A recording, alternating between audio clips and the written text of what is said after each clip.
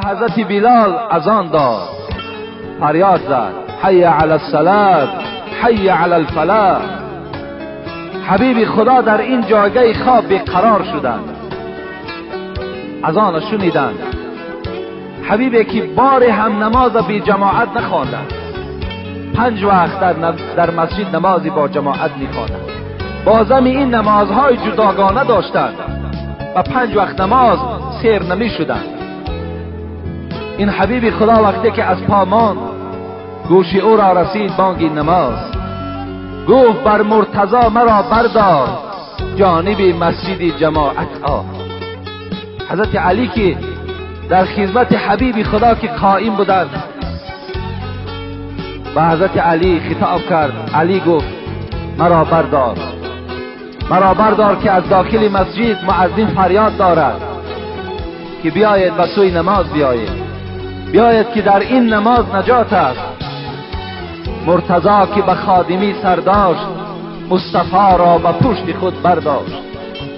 حضرت علی خدمتگار رسول اکرم، داماد این حبیب خدا، رسول اکرم را آب طهارت دادند، حضرت طهارت کردند، در پشت خود بار کردند. در روایت ها می آید که 3 بار حضرت علی او را آب طهارت می داد، در پشت بار میکرد. حضرت حبیب خدا که بدنش خیلی ضعیف شده بود و خیلی بیماری وزنی که فرا گرفته بود، نصفی را که میرفت میگفت علی پس کرد که من طهارتم شکست. حضرت پس میگشتند، باز می آمدند، 3 بار میگوید حضرت طهارت دادند، 3 بار آب طهارت گرفتند. مرتضی که به خادمی سر داشت، مصطفی را به پشت خود برداشت. پشت پای رسول معبودی از ضعیفی به عرض می سودی. حضرت میگوید وقتی که برداشتن، حبیب خدا گفتن در بعض روایت که ای علی مرا آنقدر بردار که پایهای من در زمین شکیده رود، تا که آثار قدم من در نزد پروردگار ثواب دارد.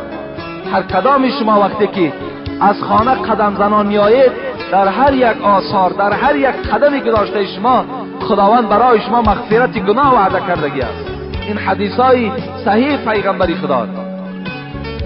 حضرت گفتن که مرا آنقدر بردار که پشتهای پای من در زمین شکیده رود.